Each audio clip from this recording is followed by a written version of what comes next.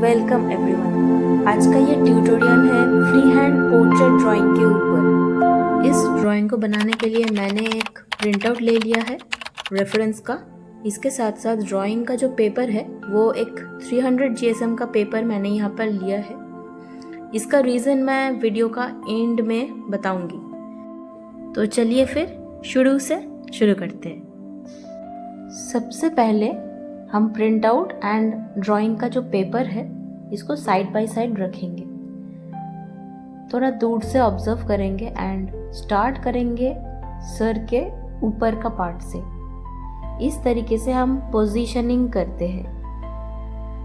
ये जो रेफरेंस है, ये जो पिक्चर है, ये हमारे ड्राइंग के पेपर में कौन से जगह में आएगा उसको समझना बहुत ज़रूरी है। जैसे कि मैं यहाँ पे हेड का ऊपर का पार्ट को बना रही हूँ, तो उसको सही जगह में प्लेस करना बहुत इम्पॉर्टेंट है। बिगिनिंग स्टेज में हमारा मेन फोकस होता है जो भी सब्जेक्ट को हम बना रहे हैं उसका जो शेप है उसको सही तरीके से सही एंगल के साथ हमारे ड्राइंग पेपर पे बनाना। यहाँ पे मैं हेड को बनाते टाइम हेड का जो शेप है, हर एक लाइन एक दूसरे के साथ जो एंगल बना रहे उसको सही से मैं यहाँ पे बनाने की कोशिश कर रही हूँ। एंड थोड़ा ड्राइंग बनाने के बाद मैं चेक कर रही हूँ, बार बार ऑब्जर्व करके देख रही हूँ कि हर एक एंगल को सही तरीके से मैंने अपने ड्राइंग पेपर में बना पाए या नहीं। यहाँ पे गलती हुआ था हेड के ये राइट साइड का एंगल को बनाने में, तो इसीलिए मैंने इरेज करके इसको फिर से। अगर आप एक बिगिनर आर्टिस्ट है तो फ़ोन से जूम कर करके कोई भी पोर्ट्रेट या फिर ड्राइंग को ना बनाकर इस तरीके से प्रिंट आउट लेकर सेम साइज़ में उसको ऐसे साइड बाय साइड रख कर आप बना सकते हैं। ये क्या करते हैं, हमारे आईज़ को अच्छे से ऑब्जर्व करना सिखाते हैं। सब्जेक्ट का एक्चुअल शेप क्या है, उसका प्रोपोर्शन क्या है, एंगल क्या है, ये सारे चीज़ों को ऑब्जर्व करना सिखाते हैं। एक बार आप ऑब्जर्व करना जब सीख जाएंगे तब आप कहीं से भी देखकर ड्राइंग को बना सकते हैं। बट बिगिनिंग का स्टेज में इस तरीके से एक रेफरेंस का हार्ड कॉपी होना बहुत ज़रूरी है। एक और बात, ड्राइंग करते टाइम ऑलवेज ध्यान रखना कि आपका ड्राइंग का लाइंस बहुत लाइट हो। आप बहुत कम प्रेशर के साथ ड्राइंग को बनाएं। जब हम बहुत ज़्यादा प्रेस करके ड्राइंग को बनाते हैं तब मिस्टेक होने पर इरेज करने के बाद भी लाइन का जो मार्क्स है वो पेपर के ऊपर रह जाते हैं। कई बार बहुत डीप मार्क्स रह जाते हैं एंड इरेज करने के बाद भी वो नहीं जाते, जो बहुत ही ख़राब दिखता है। इसीलिए ऑलवेज मेक श्योर कि आप जब ड्राइंग करते हैं लाइंस बहुत लाइट रखिए, क्योंकि शुरू के टाइम पे मिस्टेक्स होने का चांस भी बहुत ज़्यादा होता है। इसीलिए हमें बार बार इरेज करना पड़ता है।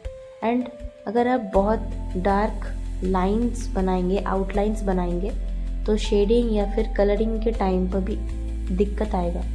शेडिंग के टाइम पे आपको सॉफ्ट एजेस रखने में प्रॉब्लम हो सकता है। या फिर अगर आप कोई पेंट करते हैं जैसे कि वाटर कलर जैसे कोई ट्रांसपेरेंट मीडियम को यूज़ करके, तब क्या होता है पेंट के थ्रू वो ड्राइंग के लाइंस बाहर दिखता है। ये भी बहुत अच्छा नहीं दिखता है आर्ट वर्क में। सो ऑलवेज मेक श्योर कि आप अपना ड्राइंग का जो लाइंस है उसको बहुत लाइट रखें। एंड सबसे मेन जो बेनिफिट इससे मिलता है वो है इरेजिंग में। आप बहुत आसानी से इरेज कर सकते हैं। हम अक्सर सोचते हैं कि पोर्ट्रेट ड्राइंग के लिए कोई अलग मेथड होता है, कोई अलग टेक्निक होता है, जिस टेक्निक को सीख लेने से आप कोई भी पोर्ट्रेट को बना देंगे। बट एक्चुअल खेल होता है ऑब्जर्वेशन का। जिसका ऑब्जर्वेशन जितना अच्छा होता है उसका पोर्ट्रेट उतना एक्यूरेट बनता है। चाहे आप स्टिल लाइफ का ड्राइंग करते हैं या फिर पोर्ट्रेट, हर जगह में ही सेम चीज़ों को ध्यान में रखना होता है। इस फ्री हैंड ड्राइंग को बनाने के लिए मैं उसी चीज़ को बार बार ऑब्जर्व कर रही हूँ। अपने रेफरेंस के साथ अपने ड्राइंग पे बार बार उसको कंपेयर करके देख रही हूँ। वो है शेप। यहाँ पे ये जो रेफरेंस है इसका एक शेप है, ओवरऑल हेड का एक शेप है, जो हेयर का पार्ट है वो एक शेप बना रहा है, आईब्रोज, ये जो फेस का जो पार्ट है वो एक शेप बना रहा है, नाक, आईज, लिप्स, हर एक चीज़ एक एक शेप बना रहा है जो एक दूसरे से अलग है। उसको अगर हम सही तरीके से सही जगह में प्लेस कर सकते हैं तो हमारा पोर्ट्रेट ड्राइंग एक्यूरेट बनेगा। अब इस शेप को किस तरीके से हमें सही रखना होता है। एक शेप बनते हैं लाइंस से एंड एंगल से। अब ये लाइंस पहले हम स्ट्रेट लाइन पे बना लेते हैं, क्योंकि अगर हम पहले से ही कर्व लाइन पे हर चीज़ को बनाएंगे तो एंगल का गलती हो सकता है। यहाँ पर आप देख सकते हैं मैं जॉ लाइन को बना रही हूँ एंड यहाँ पे एक कर्व है, इसको मैं ओवरऑल एक शेप दे रही हूँ। बाद में मैं जो कर्वेचर है उसको अच्छे से ऐड करूँगी। कोई भी शेप को अगर हमें सही तरीके से बनाना है तो उसके अंदर दो चीज़ें आते हैं। एक होता है डिस्टेंस, एक लाइन से दूसरे लाइन कितने डिस्टेंस में है उसको सही तरीके से बनाना होता है। यही चीज़ को हम प्रोपोर्शन के नाम पे जानते हैं। प्रोपोर्शन का मतलब वही होता है कि साइज, हर एक चीज़ का साइज को सही रखना। एंड जो दूसरा चीज़ होता है वो होता है एंगल। दो लाइन के बीच में जो एंगल बन रहा है उसको सही तरीके से अगर हम दिखा पाते हैं तो हर एक शेप सही बनते हैं। तो शेप को सही तरीके से बनाने के लिए हमें ये दो चीज़ों को अच्छे से ऑब्जर्व करके अपने ड्राइंग में उसको बनाना होता है। एक होता है एंगल एंड दूसरा होता है डिस्टेंस। अब तक मैं जितना ड्राइंग को बनाई इसमें हेयर का पोजीशन एंड फेस का जो एंगल है वो सही जगह पे प्लेस हो गया। पेपर का सही जगह पे मैंने फेस को एंड हेयर को बना लिया। अब मैं धीरे धीरे इसके अंदर जो भी फीचर्स है जैसे कि आईब्रोज हो गए, आईज हो गए, ये सारे चीज़ों को उसके जो प्लेसमेंट है उसको सही जगह पे बनाऊंगी। अब मैं आईब्रोज का जो पोजीशन है फेस के कौन से जगह पे वो बनेगा उसको बनाने की कोशिश कर रही हूँ। अब देख सकते हैं कई बार मैं पेंसिल को रेफरेंस के ऊपर रख कर मैं लेंथ को मेजर कर रही हूँ। रेफरेंस का जो लेंथ है उसका सेम साइज़ का मैं ड्राइंग यहाँ पे बना रही हूँ, इसीलिए एक चीज़ आसान हो गया कि मैं रेफरेंस से उसका लेंथ को मेजर करके यहाँ पे चेक कर रही हूँ बार बार। आईब्रोज सही जगह पे बना है या नहीं इसको देखने के लिए आप हेयर लाइन से आईब्रोज का लेंथ जो है उसको मेजर कर सकते हैं। दूसरा आईब्रोज को बनाने के लिए अब मैं फर्स्ट आईब्रोज का जो एंड पॉइंट है वहाँ से दूसरे आईब्रोज के बीच में जो गैप है, बिंदी के बिल्कुल नीचे जो गैप है उसको मैं ऑब्जर्व कर रही हूँ एंड सही तरीके से ऑब्जर्व करके फिर मैं अपने ड्राइंग पेपर में उसको बनाऊंगी। इंस्टाग्राम रील्स या फिर यूट्यूब शॉर्ट्स पे आप इस टाइप के बहुत सारे वीडियोस देखे होंगे ड्राइंग का, पेंटिंग का, जहाँ पे आर्टिस्ट डायरेक्टली आईज से ड्राइंग को स्टार्ट कर रहे हैं एंड फिर वो पूरे ड्राइंग को बना ले रहे हैं। इस टाइप के शॉर्ट्स या फिर रील्स अक्सर छोटे फॉर्म में होते हैं, टाइम लैप्स वीडियो होते हैं। वो पूरे पिक्चर नहीं दिखाते कि वो क्या कर रहे हैं, क्यों कर रहे हैं, ना तो एक्सप्लेन करते ना तो उसको बताते हैं कि कहाँ से स्टार्ट करना चाहिए या फिर बिगिनर आर्टिस्ट को किस तरीके से अप्रोच लेना चाहिए एक ड्राइंग को बनाने के लिए। इस टाइप के वीडियोस अक्सर हमें मिसगाइड करते हैं एंड हमको लगता है कि शायद इस तरीके से आईज से ड्राइंग को बनाने से, स्टार्ट करने से हमारा पूरा पोर्ट्रेट सही से बन जाएगा। पर एक्चुअल में वो सारे प्रोफेशनल आर्टिस्ट के पास बहुत लंबे टाइम का एक्सपीरियंस एंड प्रैक्टिस होते हैं, जिसके वजह से वो इस तरीके से कहीं से भी ड्राइंग को स्टार्ट करके उसको फिनिश कर सकते हैं। But as a beginner you should start from the big shape. जैसे कि मैंने फर्स्ट हेयर से स्टार्ट किया, उसका स्टार्टिंग पॉइंट कहाँ होगा, राइट में, लेफ्ट में, किस जगह पे लाइन आएगा, पूरा जो लेंथ है हेड का ये कितना होगा, ये सारे चीज़ मैं बार बार कंपेयर कर रही हूँ, बार बार ऑब्जर्व कर रही हूँ अपने रेफरेंस में। ये होता है सही अप्रोच।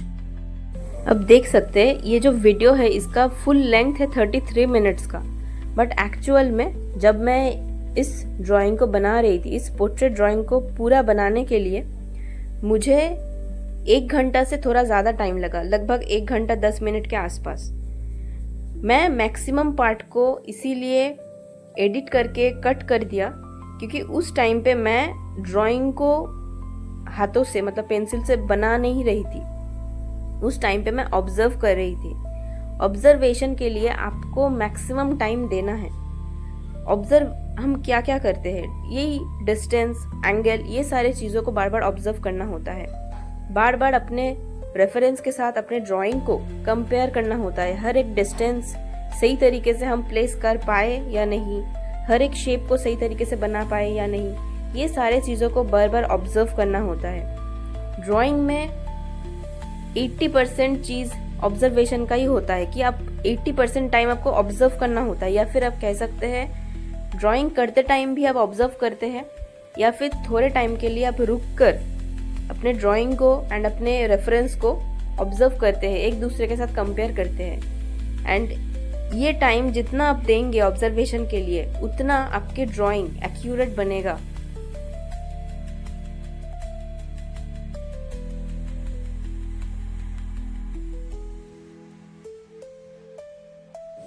रेफरेंस में लिप्स का जो पोजीशन है उसको मैं ऑब्जर्व कर रही हूँ एंड वो मैं मेरे पेपर के ऊपर अब बनाऊंगी।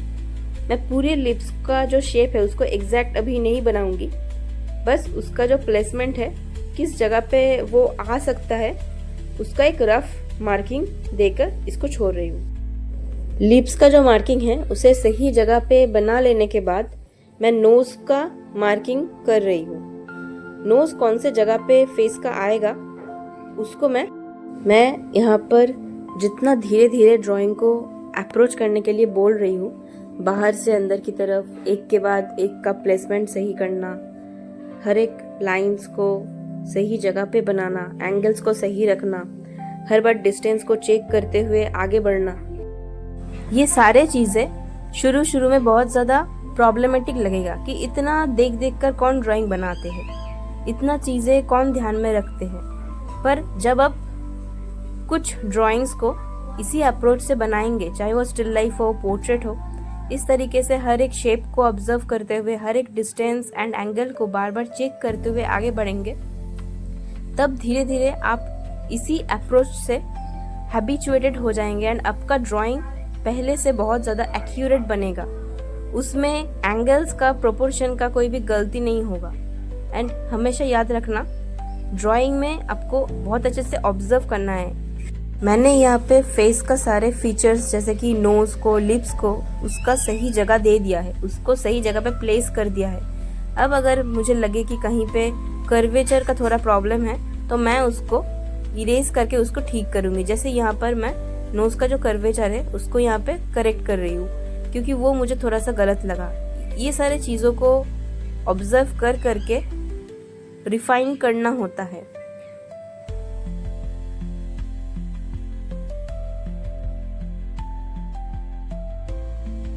नोज का शेप जब सही तरीके से बन जाएगा, बार बार ऑब्जर्व करने के बाद जब हमें लगेगा कि नोज सही तरीके से बन गया है, कोई भी कर्वेचर में कोई प्रॉब्लम नहीं है, तब हम नोज के रिस्पेक्ट में आईज को स्टार्ट करेंगे। क्योंकि नोज मिडिल में है तो नोज बनने के बाद जब आईज को स्टार्ट करेंगे ये आसान बन जाएगा। अब मैं यहाँ पर आईज को बनाऊंगी। इसके लिए मैं राइट में, लेफ्ट में, ऊपर में एंड नीचे में कौन से जगह में ये आईज बन रहा है उसका एक बाउंड्री लगाऊंगी कि इस पोजीशन में, इस जगह के अंदर आईज का पूरा शेप आ जाएगा। इसको जब मैं पहले बना लूँगी उसके बाद मुझे आईज बनाना आसान बन जाएगा। हम देख सकते हैं कि आईज का जो शेप है वो रफली कुछ इस तरीके से है।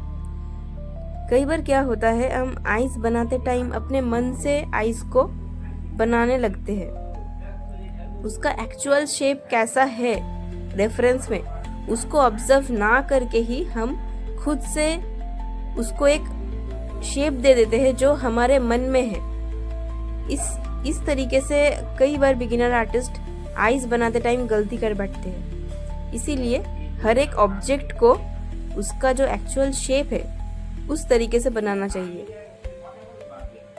यहाँ पे जो आइज है वो एक डायरेक्शन में देख रहे हैं, वो फ्रंट की तरफ, कैमरे की तरफ नहीं देख रहा है। इसीलिए ये आइज जिस तरीके से पेपर में है, जिस तरीके से रेफरेंस में है, बिल्कुल उस तरीके से बनाने चाहिए।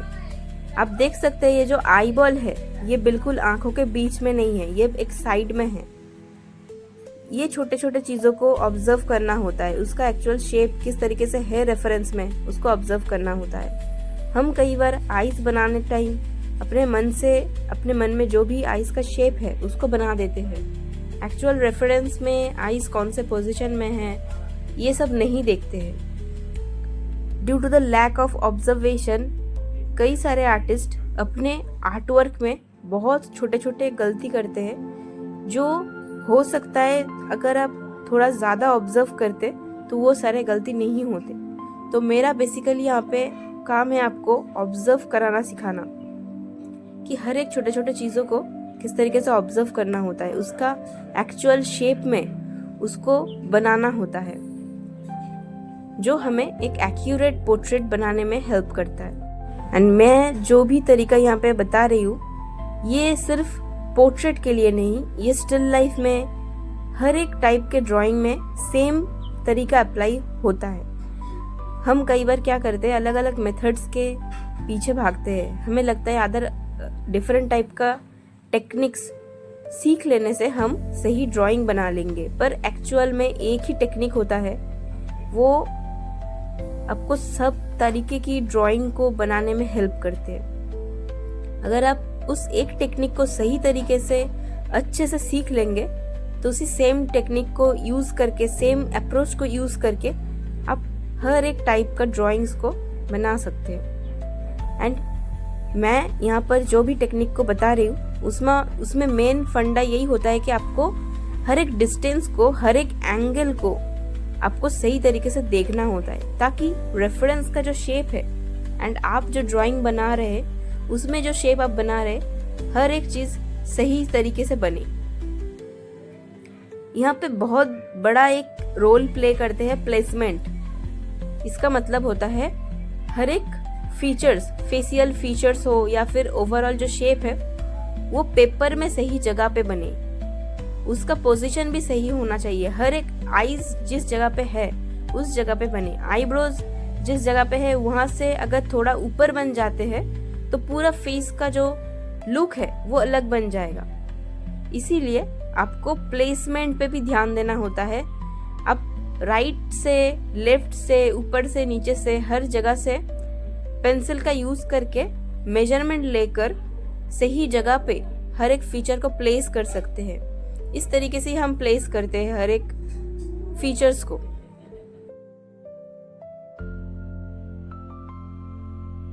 यहाँ पर आईज का लेंथ कहाँ तक आ रहा है उसको चेक करने के लिए मैं उसको आईब्रोज के साथ अलाइनमेंट करूंगी। ये जो लेंथ है कहाँ तक आ रहा है एंड की तरफ, वो मैं आईब्रोज के साथ अलाइन करके देखूंगी कि सेम बना है या नहीं मेरे ड्राइंग पर भी। इस तरीके से हम चेक करते हैं।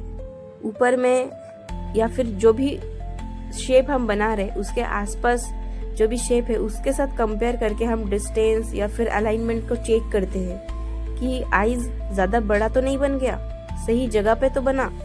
ये सारे चीज़ों को हम चेक करते हैं।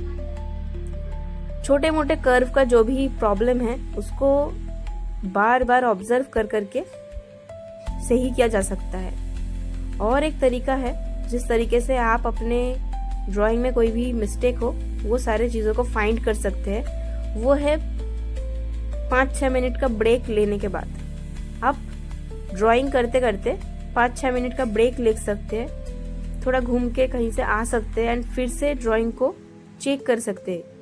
रेफरेंस के साथ आपके ड्राइंग में अगर कर्वेचर का या फिर लेंथ का कोई भी प्रॉब्लम हो तो तुरंत दिख जाता है। इसे फ्रेश आई बोलते हैं कि हम बहुत लंबे टाइम तक अगर कोई भी ड्राइंग को देखता रहे तो उसमें अगर कोई भी मिस्टेक हो वो हमें तुरंत नहीं दिखता है।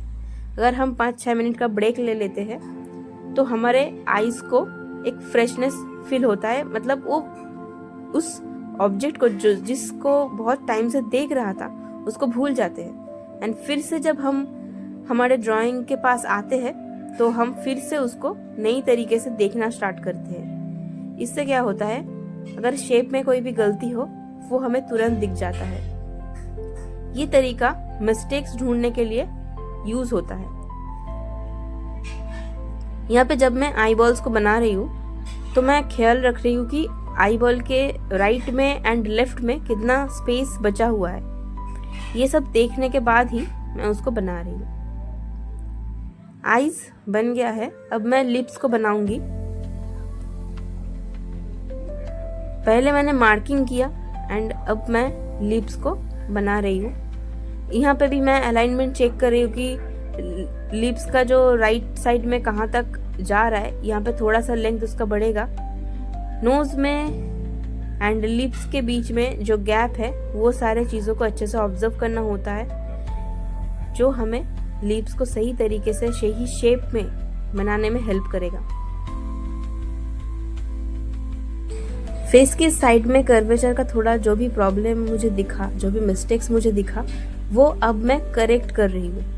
पर अगर ये जो एंगल है, फेस का जो साइड का जो लाइन है, अगर मैं वो एंगल गलत तरीके से बना लेती पहले, कर्व्स को पहले से ही ठीक करने के चक्कर में, तो हो सकता है पूरे फेस का पार्ट ही मुझे मिटाना पड़ता है। एंड उसके रेस्पेक्ट में मैं नोज को, लिप्स को भी गलत जगह पे प्लेस कर देता। इसीलिए पहले एंगल को, बड़े जो भी एंगल है उसको सही तरीके से सही जगह पे बनाइए एंड बाद में ऐसे छोटे छोटे कर्वेचर पे फोकस कीजिए, क्योंकि हम छोटे कर्व्स को बाद में भी ठीक कर सकते हैं। बट अगर ओवरऑल शेप जो है फेस का वो गलत जगह पे बन जाता है तो हमें पूरा आर्टवर्क को मिटाना पड़ सकता है। यहाँ पे जो लिप्स है उसका जो शेप है उसको मैं यहाँ पे बना रही हूँ। अगर आप मेरे चैनल पर नए हैं तो मेरे इस चैनल को ज़रूर सब्सक्राइब कर लेना। मैं यहाँ पे drawing and water colour painting related tutorials upload करती हूँ, जहाँ पे मैं एक्सप्लेन करती हूँ कि मैं क्या कर रही हूँ, किस तरीके से, कौन से टेक्निक से पेंट को अप्लाई कर रही हूँ, किस तरीके से ड्राइंग कर रही हूँ, क्या कर रही हूँ, मेरी थॉट्स क्या है, किस अप्रोच से मैं ड्राइंग को देख रही हूँ, किस तरीके से ऑब्जर्व कर रही हूँ, किस तरीके से मैं मिस्टेक्स को फाइंड कर रही हूँ। ये सारे चीज़ों के ऊपर मैं अपना वीडियोस बनाती हूँ। तो अगर आप नए हैं एंड आपको आर्ट सीखने का शौक़ है तो इस चैनल को सब्सक्राइब कर लेना। अगर आपके कोई फ्रेंड्स हैं जो आर्ट को बनाना चाहते हैं, आर्ट का शौकीन है, सीखना चाहते हैं, तो उनसे इस चैनल के बारे में बताना या फिर शेयर कर देना। आर्ट रिलेटेड कोई भी डाउट्स हो, मेरे डिस्क्रिप्शन में मेरी व्हाट्सएप का नंबर दिया हुआ है। इसके अलावा मेरी इंस्टाग्राम, अदर सोशल मीडिया का जो लिंक है वो भी आपको मिल जाएगा डिस्क्रिप्शन से। वहाँ से आप मुझे कांटेक्ट कर सकते हैं, आप मुझे डीएम कर सकते हैं, आपके प्रॉब्लम के बारे में बता सकते हैं। ये जो ड्राइंग है ये मैं एक 300 GSM का पेपर में बना रही हूँ। इसका ये रीज़न है कि मैं इस ड्राइंग को वाटर कलर भी इसके ऊपर करूँगी एंड वो वीडियो भी अपलोड हो जाएगा इस चैनल पर। इसीलिए मेरे साथ कनेक्टेड रहना। वहाँ पर भी मैं ट्यूटोरियल के ऊपर ही वीडियो बनाऊँगी, जहाँ पे मैं इसको पेंट करूँगी वाटर कलर से एंड उसके साथ साथ आपको एक्सप्लेन भी करूँगी। तो आपको एक पूरी तरीके से पोर्ट्रेट का ड्राइंग से स्टार्ट करके पेंटिंग तक का वीडियो मिल रहा है। इसीलिए आप कनेक्टेड रहना इस चैनल के साथ। यहाँ पर मैं हाथ को बना रही हूँ, बिल्कुल चीन के पास हाथ रखा हुआ है, तो इसको मैं बना रही हूँ। इसमें भी एक गलती होता है, हम पहले ही फिंगर से स्टार्ट कर देते हाथ बनाते टाइम, बट मैं यहाँ पर भी ओवरऑल जो शेप है, जो बाहर का जो शेप है उसको पहले ऑब्जर्व कर रही हूँ, उसको पहले बना रही हूँ। उसके बाद मैं धीरे धीरे फिंगर्स को बनाऊंगी। तो चलिए देखते हैं मैं किस तरीके से फिंगर्स को एक एक करके बनाऊंगी।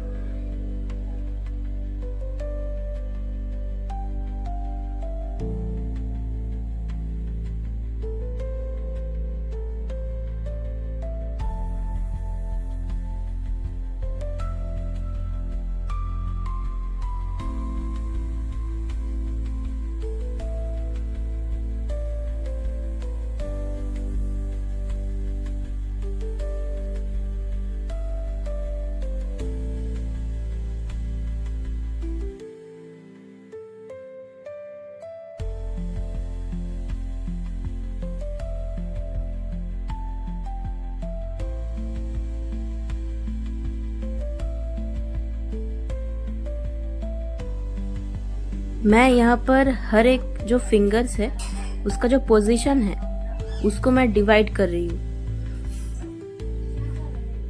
हर एक फिंगर का जो प्लेस है उसको सही तरीके से उसका जगह देने के बाद ही मैं उसको रिफाइन करके और अच्छे तरीके से बनाऊंगी।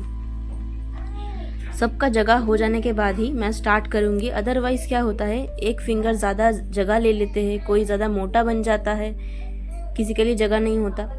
इसीलिए हर एक फिंगर के लिए जो स्पेस की ज़रूरत है उसको मैं पहले मार्क कर लिया एंड उसके बाद ही मैं इसको डिटेल्स में बनाऊंगी।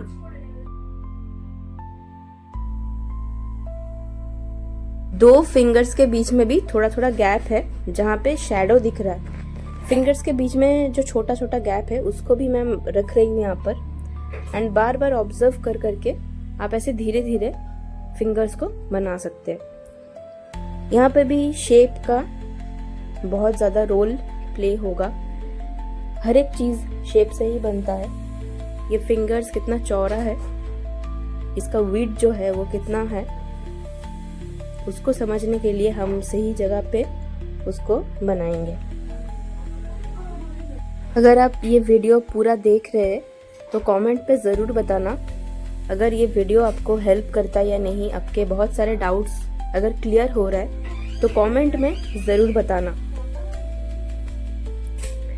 यहाँ पे भी मैं फिंगर्स को बनाते टाइम बार बार पेंसिल से मेजर कर रही हूँ कि फिंगर सही शेप पे बन रहा है या नहीं, ताकि यहाँ पे ड्राइंग बहुत ज़्यादा एक्यूरेट रहे।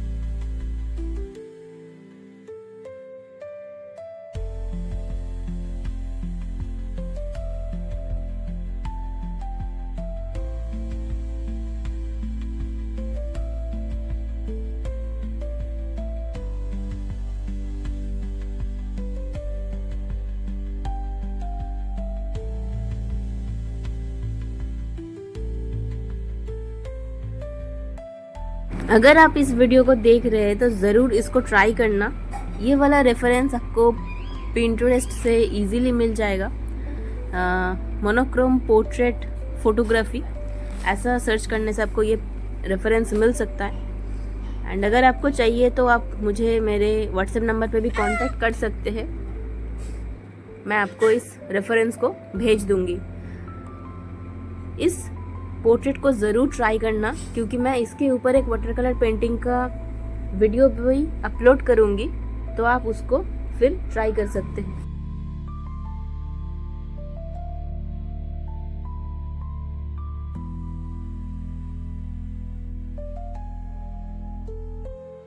अगर आप एक बिगिनर आर्टिस्ट है तो ऑलवेज कीप पेशेंस एंड सही तरीके से टाइम लेकर अपने ड्राइंग्स को अच्छे से प्रैक्टिस करिए एंड अच्छे से ऑब्जर्व करिए। ऑब्जर्वेशन से आपको अपने ड्राइंग में कोई भी गलती हो वो सारे चीज़ें दिख जाता है। एंड खुद के मिस्टेक्स को खुद ढूंढ पाना ही सबसे बड़ी चीज़ है। अगर आप अपना मिस्टेक्स को खुद ढूंढना सीख जाते हैं, अपने ड्राइंग में अगर आप खुद ही अपने मिस्टेक्स को ढूंढना सीख जाते हैं तो आप आसानी से उसे करेक्ट भी कर सकते हैं एंड अपने मिस्टेक्स को सुधार के आप अपने ड्राइंग के लेवल को बेहतर कर सकते हैं। इस तरीके से ही हम सब ड्राइंग्स को सीखते हैं, अपने मिस्टेक्स को सुधारते हुए आगे बढ़ते हैं। Thanks for watching the video. अगर आप नए हैं तो मेरे इस चैनल के साथ जुड़े रहना, इस चैनल को सब्सक्राइब कर लेना, क्योंकि मैं यहाँ पर drawing and water colour painting related videos को अपलोड करती हूँ। तब तक के लिए बाय बाय, मिलते हैं आपसे नेक्स्ट वीडियो में। Thank you for watching.